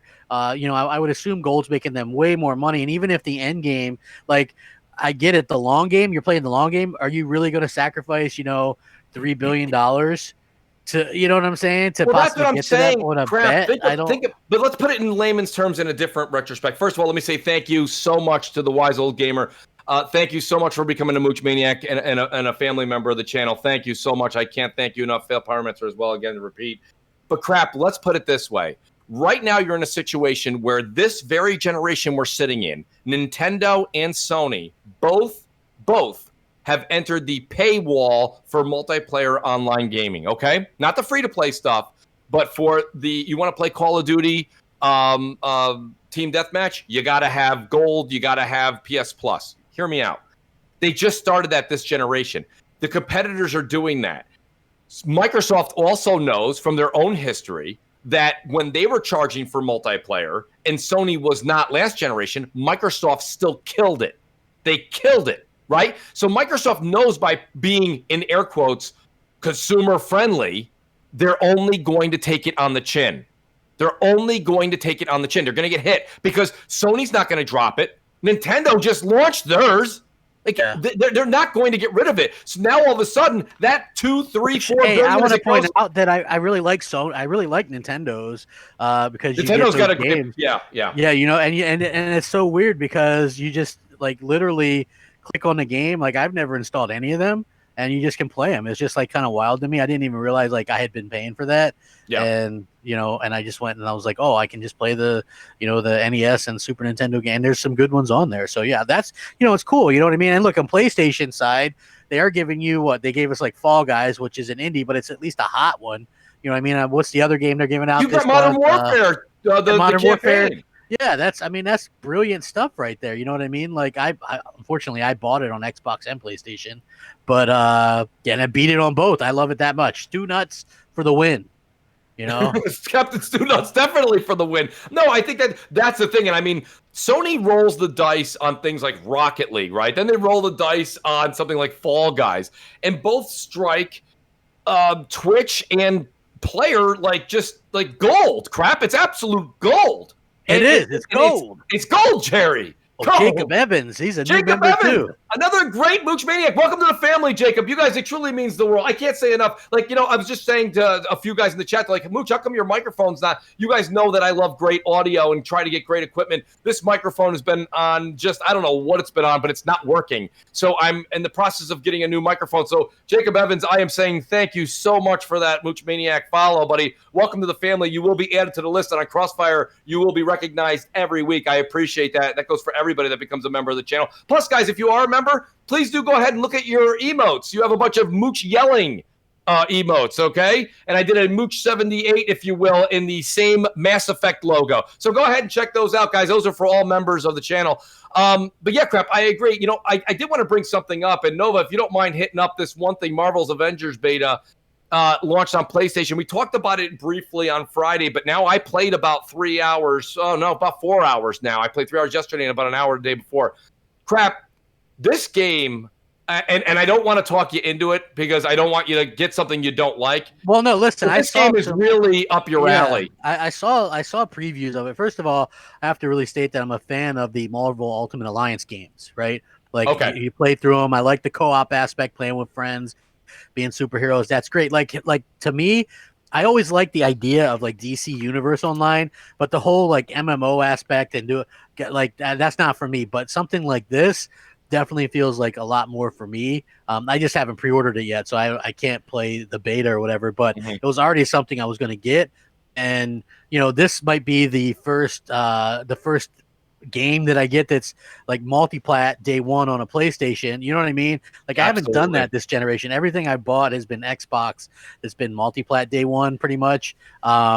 So this might be the first time that kind of changed because you get it on PlayStation 4 and then you get the smart delivery to the PlayStation 5 4K 60 and, everything carries over or whatever. Plus you get Spider-Man. I just imagine everybody and their mother is going to want to be Spider-Man though. You know what I'm saying? Well, crap, that's what Gaming Forte said this past week, and he said it prior videos he's done. He's expecting a massive influx of PlayStation 4 purchases for this game due to the Spider-Man content. And Sony knows that Microsoft's coming with all of these services. They're going to have a lot of services in this next generation. Some Sony can compete with, some Sony can't compete with quite yet. In the meantime, when you're going to go put down your $60, okay? It's like I said on Crossfire on Friday. If you have two McDonald's right next to each other, but one is independently owned and one offers you a free soda with your Big Mac, the other one does not, trust me, there's a longer line. Even if you're not thirsty, even if you don't want the soda, you will go get the free soda crap. And that's the thing here. For $60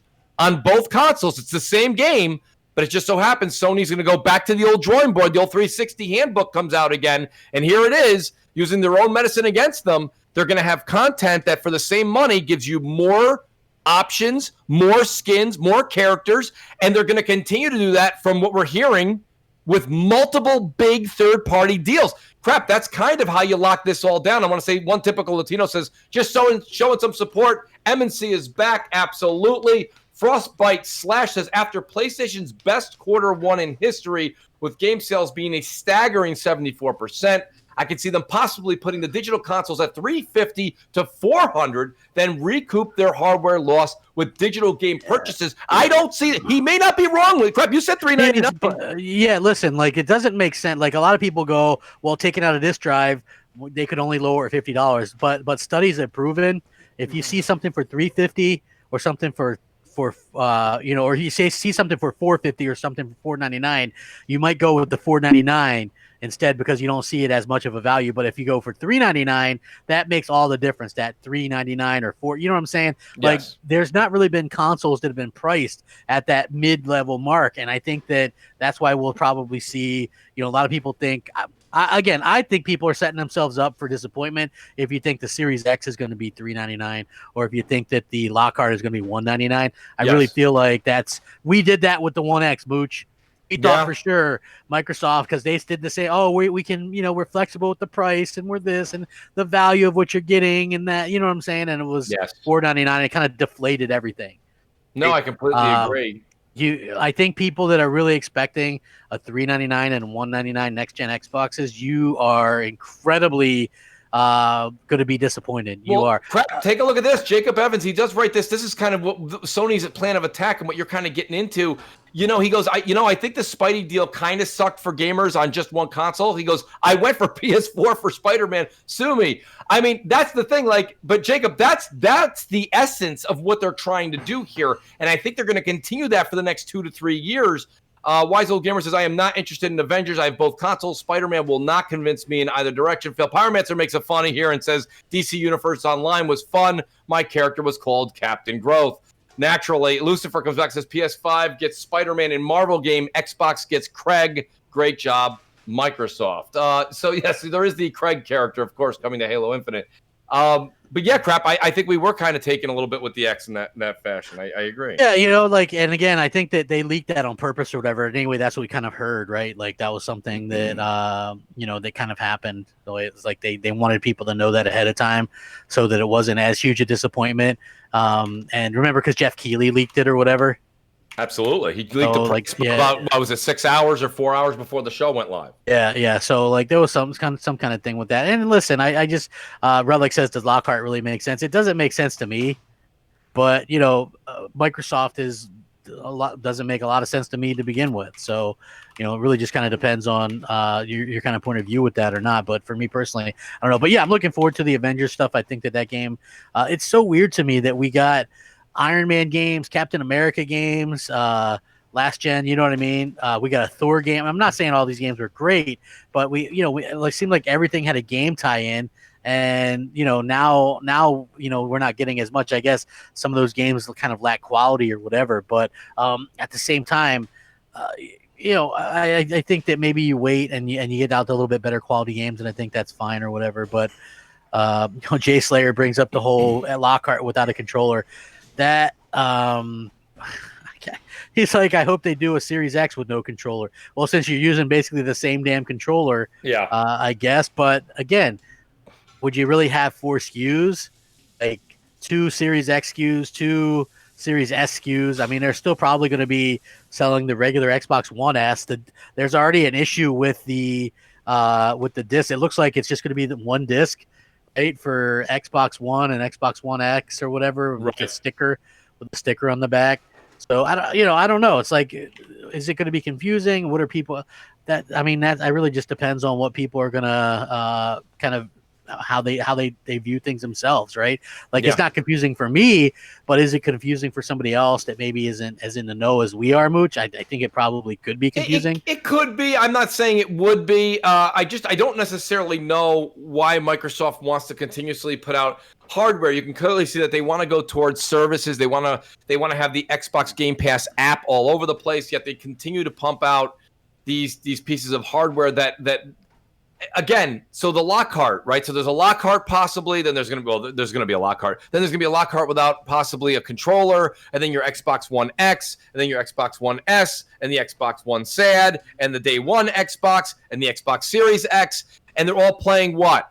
The same game, Halo Infinite. It's like, I don't understand where's, like, somebody somewhere up higher than Phil was probably like, Phil, one quick question.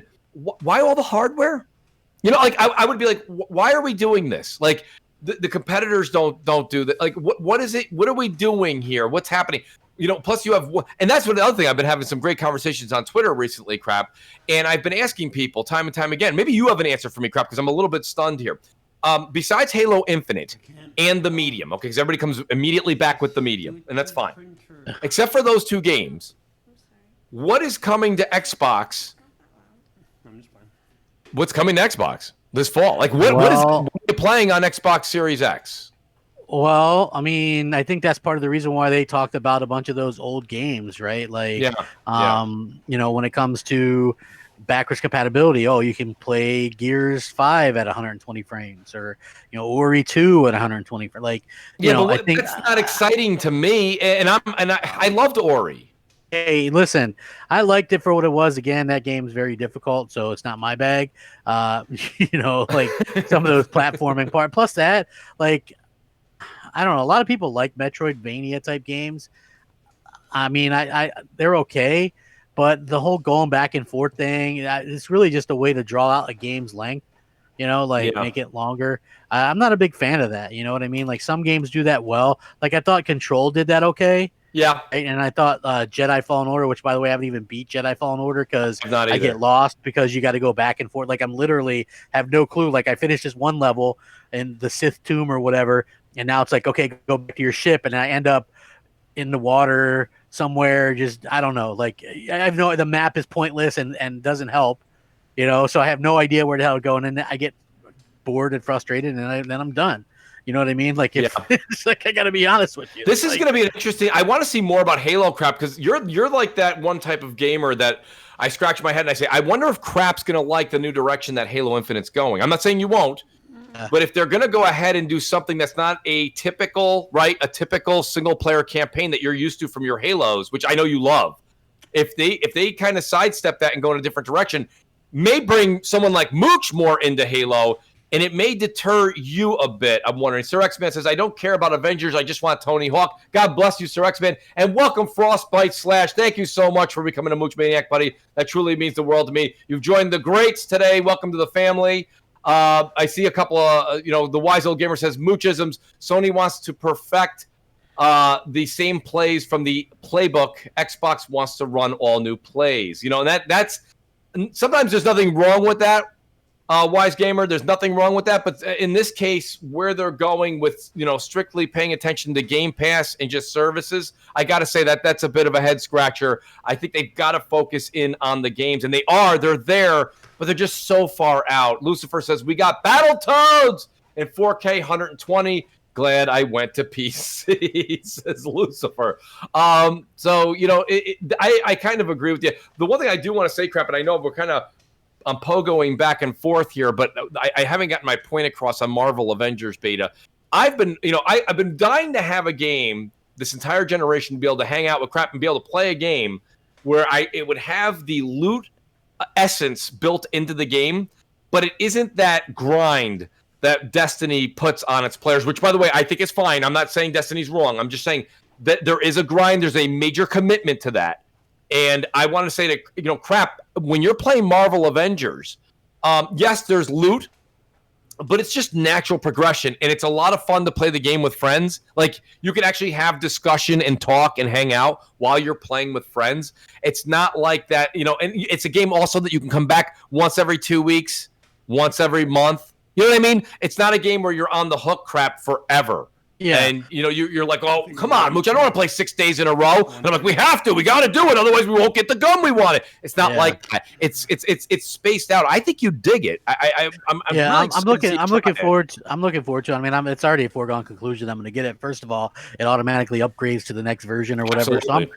So I'm cool with that. I think smart delivery crap. What is that called? Super duper smart delivery. Hey, I wanted to point out something about Halo though. So I saw this come across my feed, is that Monster Energy drink is running a promo that's already starting to arrive about Halo Infinite.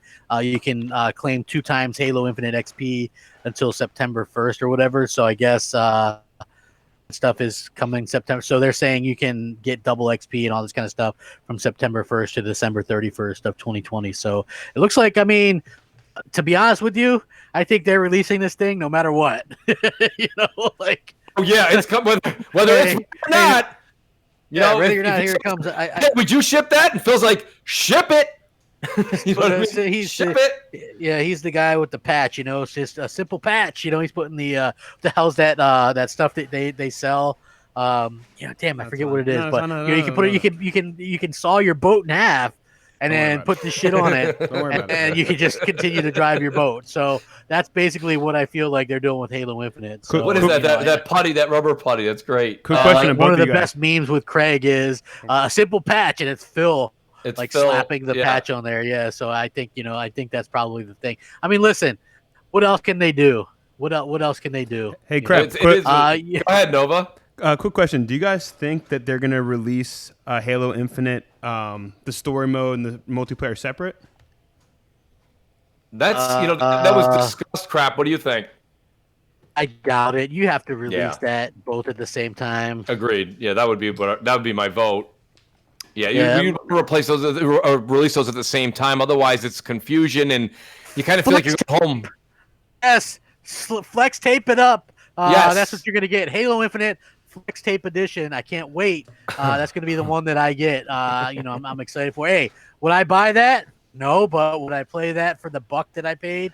Absolutely. I'll try it out on my Xbox. On my Xbox One X. Do you think they might do it in the same form that they did Warzone, where you can download the whole game, play Halo free to play, and then if you'd like, pay to get the campaign? I think that's probably the idea. They want people to play. That's what I said. Flex tape. Yeah. Jacob Evans agrees though. Crap. He says, Mooch, perfect example. He goes, that's why I'm loving Avengers. Is pick up and play. Don't get the hate. Yeah, and that's the same thing I'm trying to say. Crap. I think that, not to go back again, but I think that's the key that makes that game different, because a lot of people are talking about Avengers in the chat. I think that's what makes that game different from other looter shooters or games in general. You don't have to be married to it. But yeah, I do think that Halo is going to have to release single player and multiplayer on the same time. Otherwise, you just know how the internet will react to that crap. Yeah, and that's just sort of how these things go. And I actually hope that it's a really good game. I hope that they do a good job with it or whatever. Because the last thing you want is for them or for people in general to just to become okay with that or being the new normal, right? Yeah. Just it's okay, it's in Game Pass, so it's fine if they release it half finished or whatever. I don't like that idea at all. No. I hope they don't. I hope that they don't do that. Like, honestly, that would be the word. Like, all joking aside, right? Like, that would be probably the worst thing, for them to do is just keep releasing games like that. I don't think that's smart. So hopefully they don't do that. No, I completely agree with you there. Now, what do you think about this crap? Let's talk about State of Play for a second. State of Play aired this past week, and it was definitely vocalized from PlayStation that this is going to be a PS4, PSVR event with a sprinkling of PS5. Nothing big as far as PS5 game announcements or, of course, any hardware discussion. So when a lot of people, I watched it live when everybody else did, and then I saw the internet kind of course, go on the attack and say, well, this was lackluster. This wasn't what I wanted. I don't understand. You can't go to a comedy and then come out and write a review and be like, that wasn't dramatic enough. I don't, you know what I'm saying? Like they came out and said to you that this is going to be predominantly a send off for the PS4, right? And show you some of the indies they had coming. They showed a couple of indies that are going to be either cross released over to PS5. I have the list here. We saw Crash 4, Hitman 3, Braid Anniversary, The Pathless, which is the PS5 indie, Spelunky 2 releasing first on PlayStation, Bugsnax. PSVR got Vader Immortal, which is a big pickup. Controls DLC. And of course, we saw a good 10 minutes, or maybe not 10 minutes, but maybe 4 or 5 minutes of Godfall. But I mean, when you kind of look at how the internet attacked it, in both sides, it wasn't just one side. I was shocked. I thought that PlayStation was fairly clear on what this was supposed to be. Were you taken back? Yeah, well, they mentioned it 3 or 4 days before. They said no big PS5 announcements. It's going to be PS4 and PSVR, which, I guess it was kind of like one last hurrah or whatever. There's still stuff coming, even though they're probably not going to do first party stuff on it. There's still going to be third party support on the game, on that console. There's 113 million of them out there. I feel like that's something that can't be understated. They're going to continue to support it. Like, people that are casual are going to stay with it if they've been playing Fortnite or whatever, the Maddens, the Call of Duties. If you think about it, Call of Duty came out on 360 for 3 years into the generation, right? Until I think Black Ops 3 but it got too hard to make it on the old console. Like, they didn't have any campaign. It was just multiplayer only. Remember? Yes. Because and they'll continue. And Madden, I don't even know when they cut that off. It was a couple years after that. But so they'll still be able to play on the legacy consoles. The hardcore, the ones that really upgrade fast. And so I feel like that's probably going to be the situation where people really upgrade and do that kind of stuff. So that, to me, was what I was expecting. I was like, I thought it was okay. Like, I gave it a C+, right? Like, what do you expect? Like, people expected this to be a big PS5. Yeah, people thought it was going to be. I don't know why. Like, and at the end of the day, it was still much better than Microsoft's show in May, where they were supposed to show quote unquote gameplay footage of the Series X. Like having all the Hitman. It was all the Hitman games in VR, including the new one. Vader's Immortal. I thought that was awesome. They showed off Crash Bandicoot. I'm a fan of that, so that was cool seeing that. I thought they did a really good job with, like some of the indies or whatever. Yep. They are what they are. Listen, what'd you think of Crash 4, Crap? That's up your alley. You've always been a fan. I think Crash 4 looks good. You know what I mean? I think they found somebody who can, I think they've done a good job with that. I think that the Crash is back, and they kind of, the team that's doing that, seems like they got a good idea of what Crash Bandicoot to be about. So, yeah, I'm excited about it. I'm going to definitely get it and play it. And, if you notice, a lot of the games that we're getting now are like either reboots or remakes, because what they try to do is get people to want these games, right? Like the Mafia series, they all came out with the remakes of those or whatever, or, there's lots of them. Saints Row. Right, they come out with a remaster of that to gauge interest for the next generation. That's what they do. That's why we see a lot of that. So that's pretty cool, man. I'm happy to see that the Crash is back, man. It's exciting. I know not everybody likes it, but I bought the collection on Xbox and PlayStation. So, it's, like Relic says it best, Crash looked like Crash, which I like. Well, the thing is, the Crash that previously came out, Crap, that you're talking about that you bought on both consoles, that game still was very, the platforming on it was still very, very rough. I think the second and third games were better. The first one is extremely difficult to this day. Like, it's unforgiving. It's unforgiving. It's like I can get pretty far, but I still have never beat that game. Like the second and third ones I can beat, but yeah, like the first one is difficult, man. I always say, people are like, well, I've never played them. Which one should I jump into? I always suggest like the second or third one first, and then maybe go back and see what you think. But yeah, it's like AJ Slayer says, imagine not owning Vader Immortal already. Listen, I don't play PC. That's my kryptonite, right? Like I just don't. I don't care about PC gaming in the least. I'll never game on PC. I don't care about it enough to game on PC. So I don't play, I like playing on consoles, and believe it or not, it's simple. You start it up, man, I want to play VR, put my headset on because it's always hooked up. Well, the only thing that's not hooked up is the headset itself, which everything else is. I just got to plug that in and I'm good to go. See, ironically, I took a page out of Crap's VR headset, basically textbook here. So, Crap, what you have for PSVR is what I made sure when I set up my room here. I have my Oculus set up. It's ready to go. All I got to do is literally put on the headset, grab the controllers, and open the game, and I'm in the world. I'm there in literally 2 seconds. I only have one. There's one wire that goes into the PC. It's the Oculus Rift S. Again, shout out to the great Wilmy Hood for that. Appreciate all of the help that he's done to the channel. Person has me blocked on Twitter, but I think they came and watched the show last week on my channel. Who was that? Like, what's up? Wilmy Hood?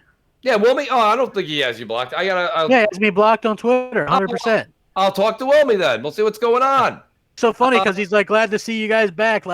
He said that last week on my channel on M&C, and then I'm like, why the hell am I don't even recall having any kind of disagreement or even much. Well, there was 2 or 3 people in the chat today. They're like, Mooch, unblock me. I unblocked them. It happens. But nonetheless, I got to say, I think that the one other topic crap that really we harped on, and you brought it up on Friday, I loved it, was you said that Grounded was, when it originally came out, right, everybody was kind of taunting that it had 280,000 viewers on Twitch. Yeah. And now me and you've been kind of keeping an eye on it. We're at about a week.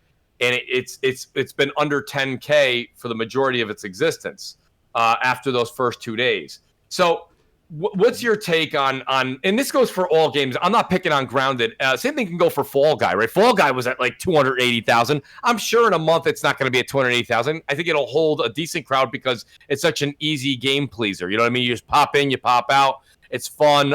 People kind of laugh at how you get tossed around like a rag doll. It's kind of fun. But do you understand like that? I kind of bit my tongue and I waited to see what was going to happen with Grounded. Yeah, you know what? Like, listen, when people were saying that, because obviously I'm very outspoken about it, and people still don't get it, that I'll say stuff sometimes just to get a rise out of people, and sure. It works. You know what I mean? Just like not everything is super serious. A lot of stuff is just, just for fun. And so I said, hey, let's wait a week before we crown this game. I even made that tweet. I said, let's wait a week before we crown that game, right? And people were like... Grounded, I just want to interrupt you with an actual stat. It'll help you. Grounded is now sitting at 1.7 thousand, right? So 1,700 viewers currently. Exactly. So, you wait a week and you see kind of what's going on, what's up. And the same thing happened with Minecraft Dungeons. Remember what a hell of a week that was? Everybody's like, it's the number one game on the Switch. Number one game on the Switch. I'm like, it's $20. Yeah. It's Minecraft. And then a week later, this was a half-hour thing, like a half-hour game, literally. I was like, give it a week and we'll see where it's at. And literally a week later, nobody saw. And when was the last time you heard anybody mention Minecraft Dungeons, Mooch? Minecraft Dungeons, it's been I don't know how long. It's been probably since the 7th or 8th day that it launched that I've heard anybody really talking about it. And it's like, listen, good for Grounded, right? Like like other people think, it's a passion project, it's this or that, it's a huge success.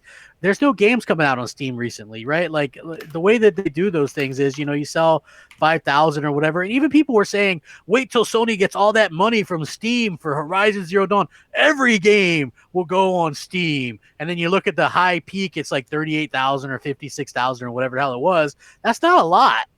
It's not. I'm sorry. It's not a ton of people. I don't think it's, and not only that, but you saw that they've already cracked the game and people are pirating it. Okay, so I mean that's regardless. But Grounded is what it is. That game kind of like people wanted to try it out. It's in Game Pass or whatever. Like 6,000 people were playing it on Steam or whatever. Like I get it. People are so hungry for that to post that something is a success for X. They are. People are hungry. Yes. To prove that something is successful on Xbox, and it's just not really right, and it's not truthful because there's not really the biggest success story you can say is the Master Chief Collection sold 5 million units on Steam, which just goes to show you that people would rather buy it on Steam than play it on Xbox or Windows for $1 with Game Pass, right? Like that tells you all you need to know. And that game probably sold more on Steam than it did on Xbox to begin with, which tells you also all you need to know. Right. What more can you actually say? No, I think that's actually, you said it kind of properly. PlayStation Inquisition says Grounded could be good if it gets a sizable community. He always likes games that allow user creativity. I'm not against it. I'm not into survival games, but they are a dime a dozen. I mentioned some of them, Darwin Project, Subnautica. There's like literally these are been PC games for a long time, and then for some reason they started coming over to the console side, and they're not really my thing. Like I know people like Ark and stuff. I tried playing Ark. Did you ever try playing that? That's not my bag, crap. Yeah, I tried playing it. You're half naked running around. I can't do it. I get it, like what that Conan game or survival or whatever. That's another one I tried playing. I uninstalled it. Right, like I can't play these games. I'm not saying it's not good, but crap, it's not my cup of tea. I don't feel like right now with Grounded, right? And again, don't knock it till you try it. But we've tried a bunch of these types of games in the past, and the thing about it is, right now it's unfinished. So the campaign, I'm sure maybe when the campaign expands, like Sea of Thieves now, where there's stuff to do, in 2 years, I'm sure it's going to be great. But right now, I don't feel like playing 30 minutes and then running around and looking for twigs and sticks and stones and building a trampoline out of a spider web and building a house out of dandelion spurs. Like I just myself personally, that's just not my bag right now. There's so many things to play. There's so I literally, now that I've got The Last of Us 2 done and I'm so close to finishing Bloodborne, I'm probably going to stream the rest of that tonight, or at least a good chunk of it. Once I get that done, I'm going headfirst into Ghost of Tsushima. And I'm saying that wrong, I apologize, but I'm going headfirst in that, and I'll be playing that religiously as we go through August and the rest of September until Marvel's Avengers comes out in full-fledged for September 4th. So there's so much to play, and then there's other games that I haven't even tackled yet that I want to get to that are in my backlog, right? So why would I put all of those games down that I can't wait to play that are award-winning games to go and play, and I'm not picking on Grounded. It could be Ark, or any, that's just something that's not my bag. If you like it, you won't see Mooch talking you out of it. I say you go ahead and enjoy that. You want to go ahead and make a grass fort, you make the grass fort. You make the best grass fort you can make. Yeah. That's on you. You kill ants and and build armor, and that's fine. Have fun with that, man. You like my you do you exactly. I like my zombie games. A lot of people give me shit for that. They're like, Mooch, you're still in love with these zombie genre games? Absolutely. I played through The Last of Us 2 twice. I got to be honest with you. It's just something that for me personally is very comfortable. I love it. I get engulfed in that. I can't wait. Speaking of that crap, I didn't put it on the topics list, but I believe it's Resident Evil 8, or I don't know if they want it to be called 8 or they want it to be called Village, whatever they're calling it. Yeah. It is going to be marvelous. Great. And I can't wait. I mean, here you are. What? It's Resident Evil 8. And I'm still excited. It's the 8th one, crap. And I can't get enough of it. I know it's a me problem. Hey, you love Resident Evil. Listen, I like Resident Evil 2. Not in the number 2. That's a good one too. But I like Resident Evil.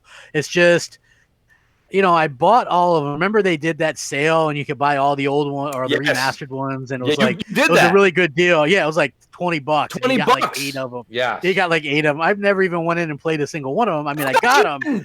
Yeah, and even Resident Evil 8, I bought that, or 7, excuse me. I bought that on Xbox. Never loaded it up. I bought it on PlayStation, played a little bit of VR, scared the hell out of me, never went back. You know what I mean? I never bought Resident Evil 3 remake, but I did buy Resident Evil 2 remake and finished that. But, that's really good. It's just, I think, I probably will get the next one, but is it one of those games that I'll probably play right away? Yeah. I doubt it. I kind of, I think it looks good though. I like the premise of it. Yeah. Like the whole, that would be something that would be fun to do in VR or whatever. Mm-hmm, mm-hmm. Yeah, one typical Latino. For me personally, anyway. Yeah. I get a lot of messages like this from guys that have been following us for years, and one typical Latino says, "Agree, Mooch. I owned Xbox since 360, but it's PS5 for me next." And a lot of people keep saying. A lot of people ask me during stream. They ask me more during streams than they do during podcasts. But they'll ask me, Mooch, what are you going to get? I told you, Moochonomics comes into play here, guys. It's not necessarily just the stuff that's going on Twitter and social media. For me personally, I got to be honest with you. If they're going to give me $250 to trade in my Xbox One X on day one, and the Series X, I'm making this up, happens to be $500, to come home with a Series X for $250, even if you said, Mooch, listen, I'm going to wait for a sale. I go, okay, go ahead and wait for a sale. If the Xbox Series X is $500, even a year and a half from now, what do you think it's going to be on sale for? $400? Yeah. So you're gonna. So if you look at it, like you're gonna pay $400 because your trade-in won't be worth shit in a year. Yeah, even the Cyberpunk one was what, $499, the One X or $399. Yeah, so it's not gonna drop. Yeah, even though it's discontinued, that thing's still like $300-$400. So exactly. Yeah, I don't think that we didn't see that mass $199 number that we got every other generation, right? Like I remember the PS2 lighting it up when it hit $199. I remember the 360 lighting it up when it hit that $199. Like we never got that this generation. The Xbox One S, which is still in production, is $299 retail still. Yeah. I mean, think about that. I mean, that's the retail, $299, same price as the Switch. So crap, let's bring it back to where we were just discussing this, right? So what I'm saying is if you have an Xbox One X, and again, this is all unknown, but we did have Gaming Forte on Crossfire. He knows GameStop better than anybody else. I said 250. He said that's not a crazy number. So even if I'm off, let's say it's 200, okay? Even if it's $200 to go and get an Xbox Series X for $300, crap just gave you evidence right there that this generation's consoles are still selling upwards of $400. So I don't, this is just Moochonomics, and I can't speak for everybody's wallet. But if you're in the market for a new console, PlayStation, by the way, this goes for PlayStation 5 as well. I'm taking my PS4s, I'm trading them in, and I'm getting a digital for my office, and I'm getting a physical disc PS5 for the living room. Because, as Crap said, listen, I'm all in on the PC thing because I'll be playing a lot of stuff from Microsoft on PC moving forward because I'm only going to get one Series X. I will have two PS5s. I'm going to have one Series X in the family room because I do like the console game. Even when I get done playing Call of Duty, Crap, when you said, don't you play that on PC? Yes, I do. But the minute I'm done playing that, I shut the PC down and I immediately go over to my Xbox or my PlayStation on my couch. That's where I do 90% of my gaming. So that's the thing. I'm not going to give up on my love for console gaming. That's just not going to go away, no matter how great the PC ever becomes. My point is that you got to use some math here. You just got to figure it out. If it's within your means to get a PlayStation 5 or an Xbox, and you have a PS4 Pro or an Xbox One X, and they're going to give you somewhere between $200 to $250 for a trade-in, it's really in your best interest to give yourself the promotion up to next generation this fall. You wait a year, even if it drops $50 to $75, your trade-in value is going to hit the skids. It's not going to be worth much at all. And then you're talking about a $50 to $75 trade-in. You're going to be at a wash at best, and you could have been utilizing the power since day one. It's really the same in the end at the very best. If not, you're going to come out ahead if you upgrade right away. That's with trade-ins. Hey, Mooch, off topic, but go check the DMs real quick on Twitter. Sure, absolutely. That made me laugh when I saw that. So I thought that was funny. But yes, it is funny. You see, it's just everybody knows. Somebody put a picture of when Ellie at the end is very close with her significant other, and Craig is the baby. That's great. I think that's very funny.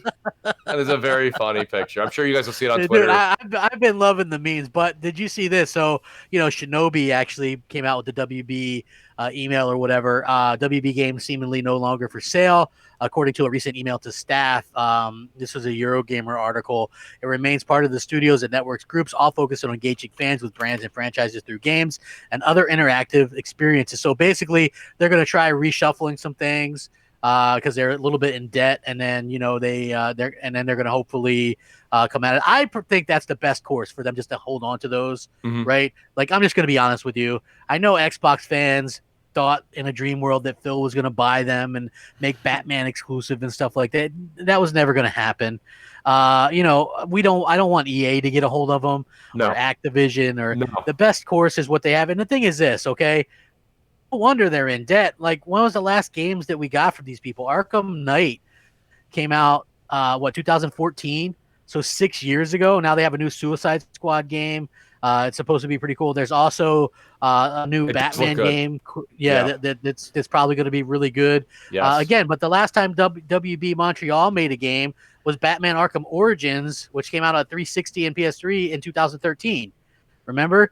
Because I remember it was funny because I was putting my money down at GameStop. I was still going. I was physical, very much so at that time still. Yes. So I was going into GameStop and I had put money down on an Xbox One or Xbox One, the $500 or whatever. You get the Connect, and I had a big stack of games, and I was scared of the lady that worked there. and I was trying to cancel my pre-order for Batman Arkham Origins, and she was like, why would you want to cancel that? Don't you want to play it? It looks really good. And I was like, yeah, I don't know. And she's like, yeah, you'll love it. It's supposed to be really good. And I was like, fine. So, and I did like it. It had some issues, but I actually liked some of what they did better than some of the other Arkham games. It was really good. I like the boss fights in it a lot. Yes. I thought they were really well done. I don't think that game got enough love. I would have loved to seen that. Well, you know why, crap? Mastered this gen. It didn't get the love it deserved because I'm only speaking for myself. I played the hell out of City, So yeah, I did too. Yeah. When the next one came out, it kind of felt like a carbon copy. I didn't feel like I was getting in. You're right. You really kind of picked it apart in the right way and said that the boss fights were enhanced, but I just didn't get that feeling from the game. Felt like it was Gotham. What is it? Arkham City again. And I was like, all right. I played that. Also, it didn't have it didn't have Hamill as a Joker or Kevin Conroy as Batman. But, I thought that they did a good job with who they were, you know what I mean? And it's like they kind of explored some of those other bad guys and things like that.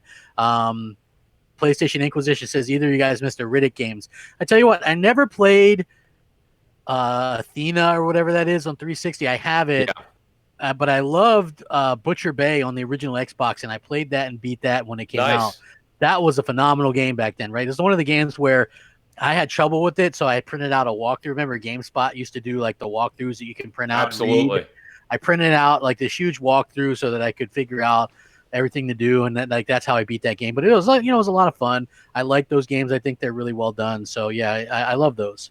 Shout out to Jedno Floor Steel. He says, variety is great, Mooch. Welcome back, crap. # yelling. Sir X-Man says, we all bought Master Chief Collection before Game Pass ever came out. He was discussing when we were up discussing the Halo events earlier, so I apologize. I missed those earlier. But yeah, no, I completely agree with you, crap. I think that it's gonna be an interesting fall that we have coming up. That's for darn sure. And Horizon Zero Dawn just launched on PC, and it got mediocre performance scores. People are still saying it's probably still the best version because you can still play it at 1440p at about 70 frames or 90 frames. But forget the frames and all that, because I know that doesn't interest you. What I want to ask you is this, crap. Do you think Horizon is going to do well enough on Steam to encourage Sony to keep going? Because I think the numbers will be good, but I don't think they're going to be great. And I don't know yet. A game that sells, 10 plus million as a new IP on a console, right? Could be a console seller, and then you put it on PC, and everybody was tagging them like. They literally cracked it the same day, and thousands of people were pirating it. So is that even worth it? You put in all that hard work, and you still have to pay somebody to port it. There's a couple reasons why I hope they never do like the day and date PC releases. First of all, there's such a wide range of PC. Like, one of the reasons that PlayStation games look so great, because they realistically only designed it for like one console. I guess the Pro was still pretty easy, to mess with that as well. But when you start doing stuff with PC, you got to design it so it can be playable on all types of these hardware. And the PlayStation 5 has this solid state drive solution that's much better than anything on PC. That's right. So the minute you start designing games to run on PC alongside of it, you take that out of the equation. You get none of that advantage on PlayStation anymore for those games, because you're designing. That's a big problem for Xbox. So, I don't want them to do that. I hope that they don't do that. I hope that, they realize that the PlayStation and these games, the games that Sony's the best at, these big single player games, yes, they're not big. Those don't usually do extremely well on like PC side, as far as I can tell. When you look at what does well, like look at the stuff that even does well from Microsoft, like Halo, online. Okay. Grounded, or online. Sea of Thieves online.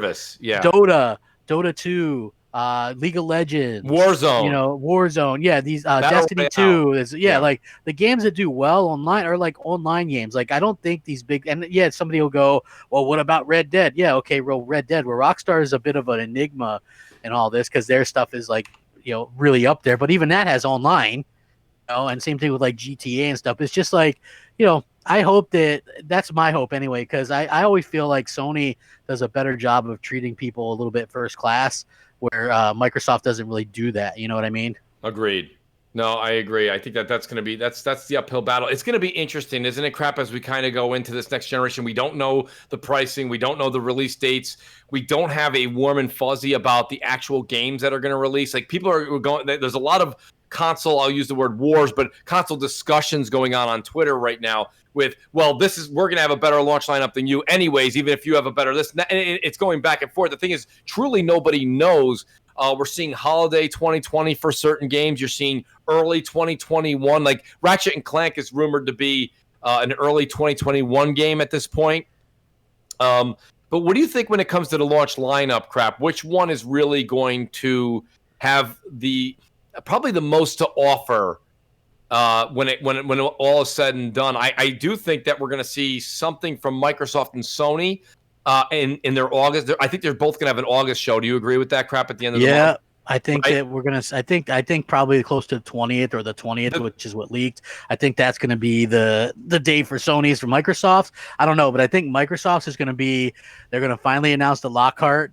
They're going to probably announce their price and the release dates. Yes. Because listen, you don't announce the price to the S or to the Series X until you have, and then you don't launch. When you announce a Lockhart, you got to give people a reason why you would get that. Okay, so that's the day you have to probably announce the price and go, well, it's cheaper.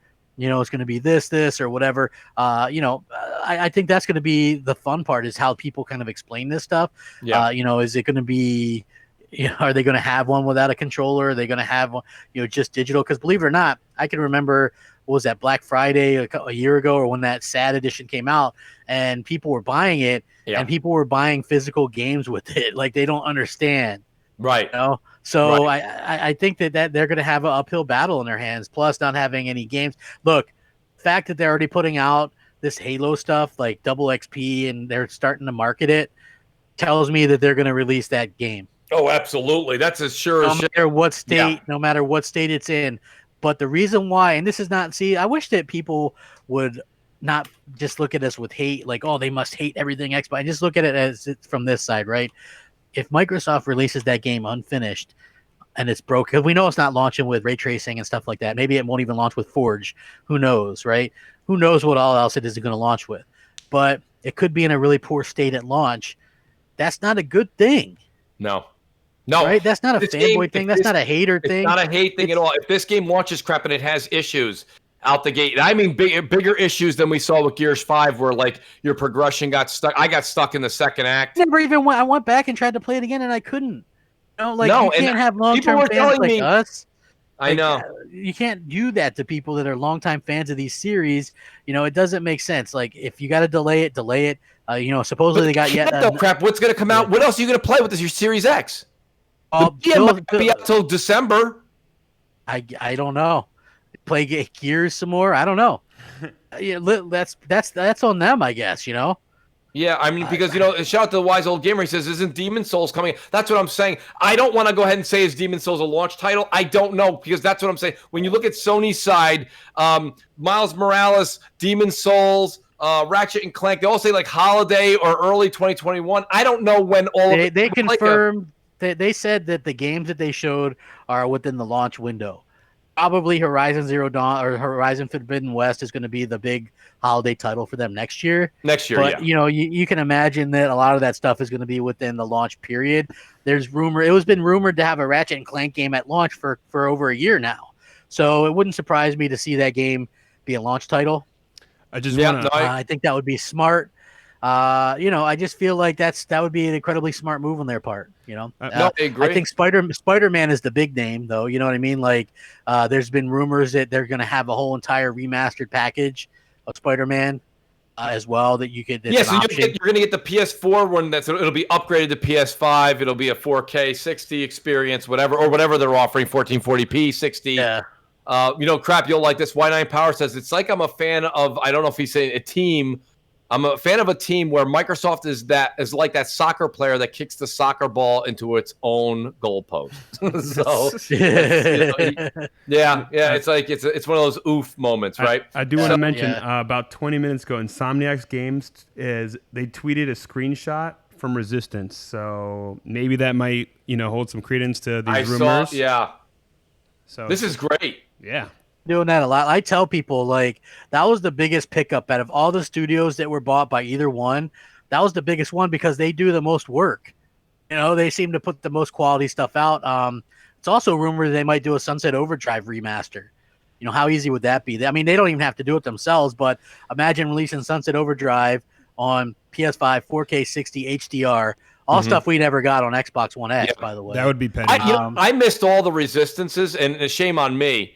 Those are some good campaigns too. But crap, now, and I know everyone's going to go, no, Mooch, no! But I wouldn't mind. Insomniac is only a team of so many, too. They're making so many things right now. Make them, yeah. I would take a 4K 60 or a 1440p 60 remaster of the Resistance trilogy and let me go through that for the folks that are trying to catch up. And then, if they're doing that crap, you could almost count on a Resistance 4 sometime in the PS5's life cycle. Yeah, well, it was interesting because Digital Foundry did a video yesterday about what to expect from the PlayStation 5 and Xbox Series X in terms of would they be able to reach 120 frames and 120 or whatever, right? First of all, they said the demand isn't there for that because the TV situation, right? Like most TVs don't support that 2.1.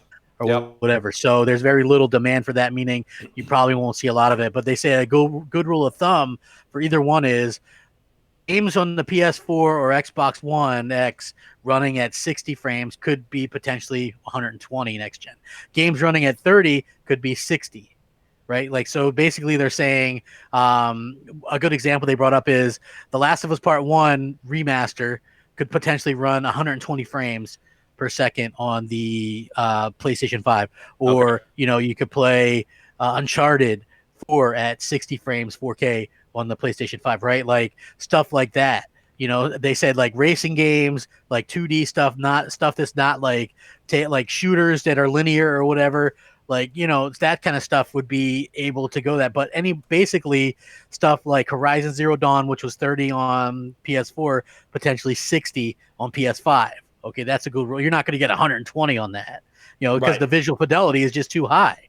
So, realistically, that's kind of what a good way of kind of seeing that. Like a lot of people were assuming that the games that Sony showed were all like 30 frames. And I was like, well, I think most games we get next generation are going to have multiple options, right? I think all of them are going to have some kind of performance mode or whatever. Yes. So you can pick kind of what you want to use. And, and I feel like that's probably the better way to go. No, I completely agree. Crap, and we had an amazing show today. I don't know if you have a topic we haven't hit yet, but we're approaching the 2-hour mark here. Yeah, we hit a lot, Whew. Yeah, this is a great. And guys, I want to announce a few things, guys, while we have the audience here.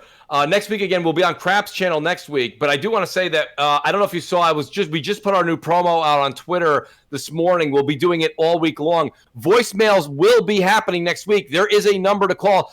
Nova, if you want to put it in the chat.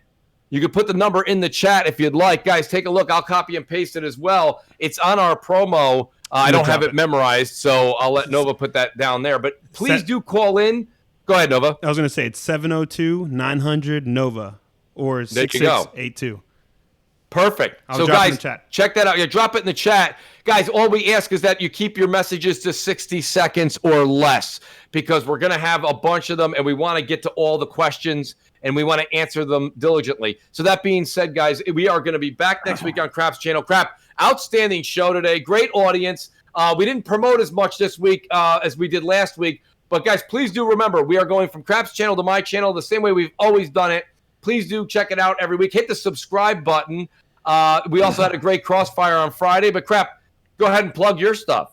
Like Crap Gamer Reviews, everybody pretty much knows. It's interesting. Like, I do a lot of the content kind of that I want to do. Like, there came a point where I was just like, I'm just going to do it regardless if it's going to be big or not or whatever. So I did, I don't know if you saw it, Mooch, but I did a video on Game Pass, which was about like a 15-minute. I cut it down from about a 25-minute video to about a 15-minute video. But it was, I edited it. I put in all the sources to prove my points on it, how it's not like as great as people make it out to be and how it could negatively affect the industry and developers and how, you know what I mean? And just kind of my point of view on it. And I feel like I'm one of the few people that actually would go out and actually kind of talk about it. I'm not saying that it's a terrible thing. I'm just saying, like, it's not all it's cracked up to be if you have big developers like CD Projekt Red, and Remedy with Control flat out go, nope, we're not going to Game Pass, because if it were such a great thing for them, then they would allow that to be rumored or whatever. But the fact of the matter is they'd rather sell these games than have them be in Game Pass.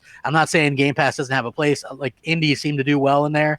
But I just feel like if Microsoft is using it for half-finished games, and I gave a list of these low-scoring half-finished games where most of the reviews said, hey, these games are lacking content, Most of Microsoft's games the last 3 years have gone and they're missing content. If that's all they're using Game Pass for is for half-finished games, then it turns Game Pass's proposition of being a value into much less of a value. And then you also look at the people that, you know, how many people go, Sony has to do day and date just like Microsoft.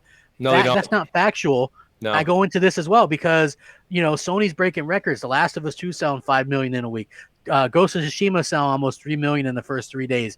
They're making $500 million off that, or you know what I mean, close to $1 billion off those two things alone, where Microsoft isn't even making that on 10 million subs on Game Pass. So, and they're even admitting we're not even making any money on Game Pass right now, or much. So again, it's not one of those things where Sony, who rely heavily on PlayStation, is eager to lose money doing that route. You know what I mean? So again, I'd appreciate if people go to at least go watch that one.